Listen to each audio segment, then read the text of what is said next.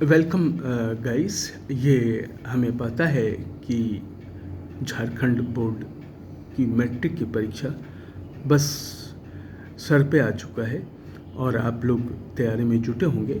तो हम इस वीडियो के माध्यम से कुछ सोशल साइंस के जो शॉर्ट क्वेश्चन आंसर्स हैं, जो जैक बोर्ड द्वारा जारी किए गए मॉडल क्वेश्चन पेपर से उठाकर हम उसके क्वेश्चन आंसर्स आपके सामने पेश कर रहे हैं इस वीडियो के माध्यम से।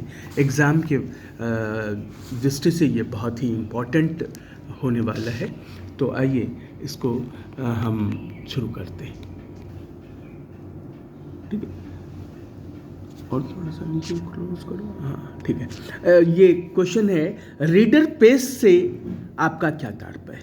रीडर पेस्ट क्या है? ये प्लेग की बीमारी को रीडर पेस्ट कहते हैं। ये पशुओं में होता है और 1890 के दशक में हजारों में अफ्रीका के पशु मर गए।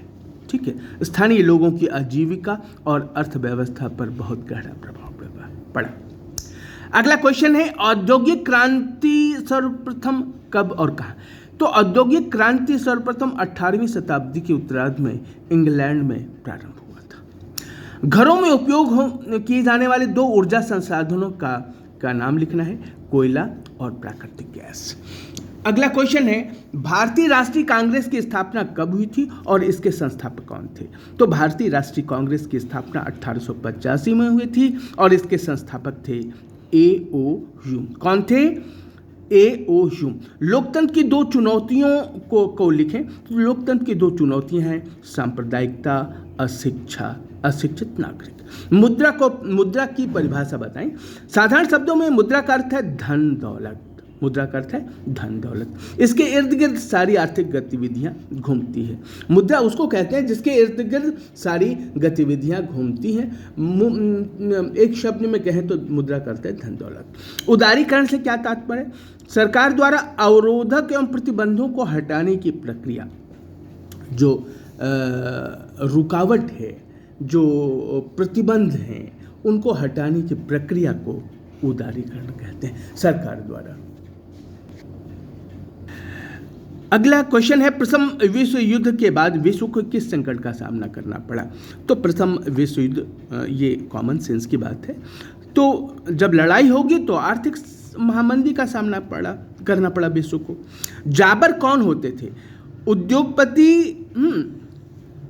उद्योगपति, जॉब मतलब होता है नौकरी, जॉब से बना है जॉबर।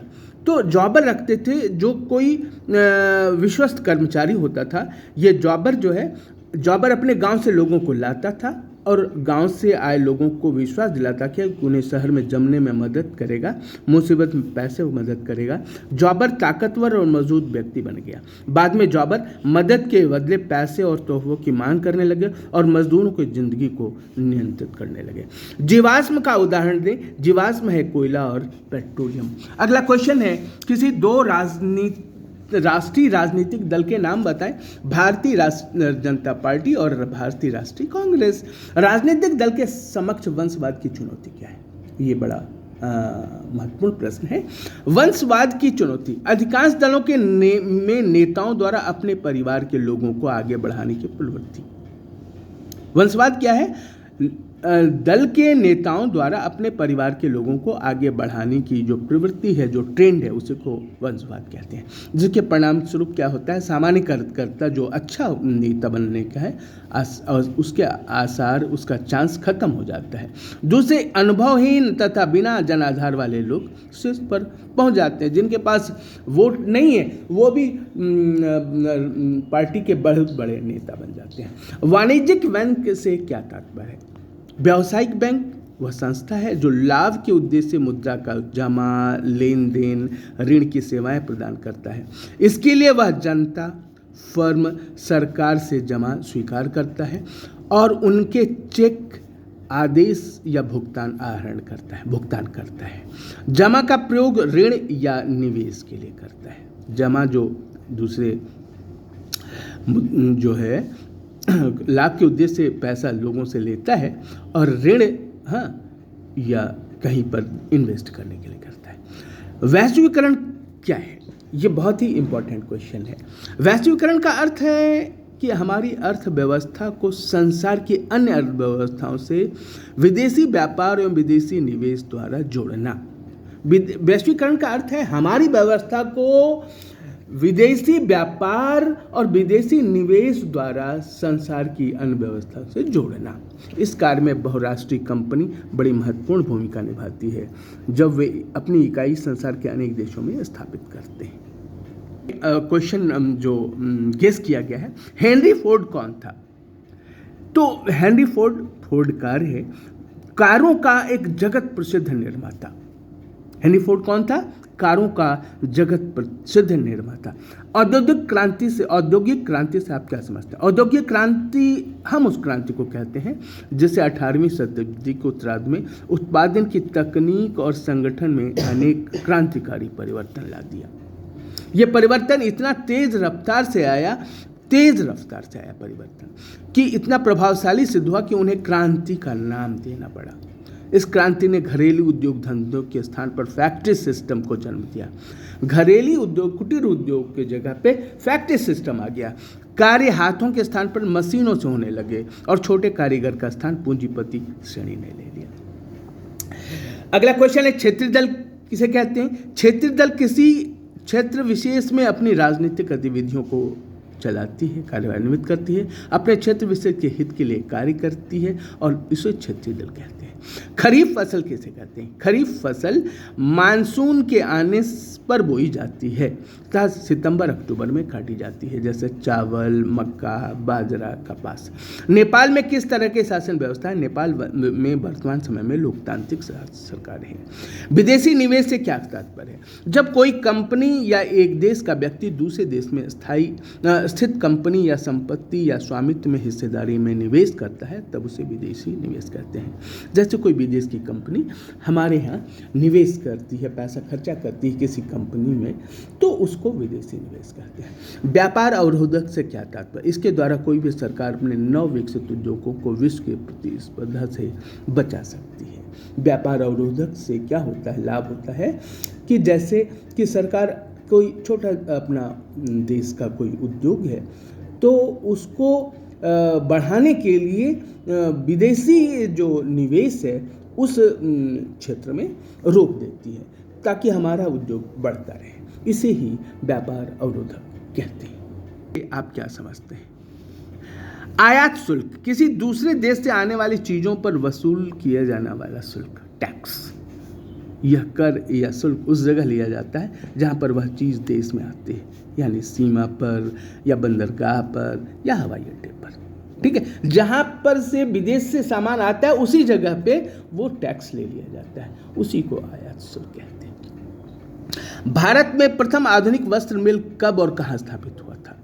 आधुनिक पहली जो कपड़ा मिल है मुंबई में 1853 में स्थापित हुआ।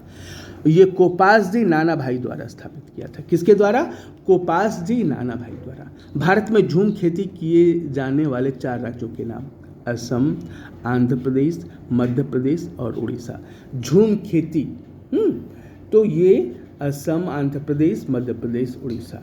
भारत में दलीय व्यवस्था किस प्रकार की? भारत में बहुदलीय व्यवस्था है, केवल 2 दल नहीं है ना, बहुत सारे दल हैं।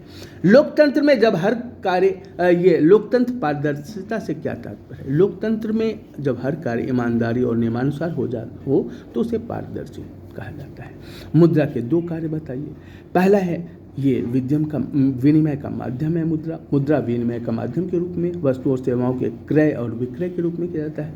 दूसरा मूल्य का मापन। वस्तुओं और सेवाओं के क्रय विक्रय में सरलता के लिए मूल्य का मापन किया जाता है, जैसे 20 रुपये प्रति किलो, 30 रुपये प्रति दर्जन, 25 रुपये प्रति लीटर। व्यापार और तो अभी बताया था। की तरफ फैलने वाली बीमारी को नाम क्या कहते हैं? रिंडरपेस्ट। अफ्रीका में बहुत सारे पशु मर गए थे। रिंडरपेस्ट जो पशुओं में फैलने वाला प्लेग है। भाप इंजन का आविष्कार किसने किया था? जेम्स वॉट ने किया था। भारत में उपजाए जाने वाले किसी 4 रोपण फसलों के नाम: रबर, कॉफ़ी, गन्ना, केला। खनिज क्या है? खनिज प्राकृतिक, रासायनिक, यौगिक है। प्राकृतिक रासायनिक यौगिक है। इसमें संगठक और संरचना स्वरूप में समानता पाई जाती है। ये सैलों अयस्कों के अवयव हैं। इसकी उत्पत्ति भूगर्भ में जमीन के अंदर हो रही है। विभिन्न भूवैज्ञानिक प्रक्रियाओं द्वारा इसकी उत्पत्ति होती है। भारत में राजनीतिक दलों की संख्या कितनी है? भारत में चुनाव आयोग के नवीनतम प्रकाशन 23 दिसंबर 2021 के अनुसार पंजीकृत दलों की संख्या 2858 थी, जिसमें 8 राष्ट्रीय दल हैं, 54 राज्य दल हैं और 2796 गैर मान्यता प्राप्त दल थे। बहुजन समाज पार्टी के संस्थापक कौन थे? कांसीराम थे। मुद्रा को विनिमय का माध्यम क्यों कहा जाता है? क्योंकि मुद्रा विनिमय प्रक्रिया में मध्यस्थता का काम करता है, इसलिए मुद्रा को विनिमय का माध्यम कहा जाता है। बड़ा इंपॉर्टेंट क्वेश्चन है, वीटो का क्या मतलब है? वीटो विशेषाधिकार। विशेषाधिकार इस अधिकार के सहारे एक ही सदस्य की असहमति से किसी भी प्रस्ताव को खारिज कर दिया जाता है, का आधार बन जाता है। एक सदस्य अगर असहमत है और बहुमत सहमत है तो भी वो प्रस्ताव खारिज कर दिया जाएगा। इंग्लैंड में सबसे पहले कारखाने कब खुले थे? 1730 के दशक में। परंपरागत ऊर्जा और गैर परंपरागत ऊर्जा के दो स्रोत। परंपरागत ऊर्जा का स्रोत है कोयला, पेट्रोलियम, प्राकृतिक गैस। गैर परंपरागत ऊर्जा का स्रोत है सौर ऊर्जा, पवन ऊर्जा, ज्वार ऊर्जा। भारतीय कम्युनिस्ट पार्टी की स्थापना कब हुई थी? इसका मुख्य आस्था क्या था? 1925 में भारतीय कम्युनिस्ट पार्टी की स्थापना हुई थी। कब हुई थी? 1925 में। लोकतंत्र, गांधीवादी धर्मनिरपेक्षता, समता, सामाजिक न्याय और संघवाद में इसकी आस्था थी। लोकतंत्र की 2 विशेषताएं। लोकतंत्र में अंतिम निर्णय लेने की शक्ति लोगों द्वारा चुने गए प्रतिनिधियों के पास ही होनी चाहिए, है ना। अंतिम निर्णय लेने की शक्ति लोगों द्वारा चुने गए प्रतिनिधियों के पास में ही होनी चाहिए। दूसरा, लोकतंत्र निष्पक्ष और स्वतंत्र चुनाव पर आधारित होना चाहिए ताकि सत्ता में बैठे लोगों के लिए जीत हार का सामने समान अवसर हो। मुद्रा का प्रयोग 2 तरीके की या ढंग बताएं। मुद्रा का प्रयोग अनेक प्रकार की चीज़ें खरीदने और बेचने में किया जाता है। दूसरा, मुद्रा का प्रयोग विभिन्न प्रकार की सेवाएं प्राप्त करने में भी किया जाता है, जैसे डॉक्टर की सलाह लेने में, वकील से परामर्श लेने में भी पैसे लगते हैं। विश्व व्यापार संगठन WTO के 2 कार्य। विश्व व्यापार संगठन व्यापार समझौते को कार्यान्वित करता है। 2 देशों के बीच व्यापार संबंधित बातचीत के मंच के रूप में कार्य। ये है आपके सोशल साइंस के जो 1 वर्ड आंसर या छोटे आंसर थे। इससे आपको और भी बड़े प्रश्न को देने में इंटरेस्ट जगेगा, आपको पढ़ पाएंगे, याद कर पाएंगे। हाँ, फिर हम अगले वीडियो में आपको और भी समाजशास्त्र के और भी क्वेश्चन आंसर के साथ में आपके लिए फिर हाजिर होंगे। तब तक के लिए धन्यवाद।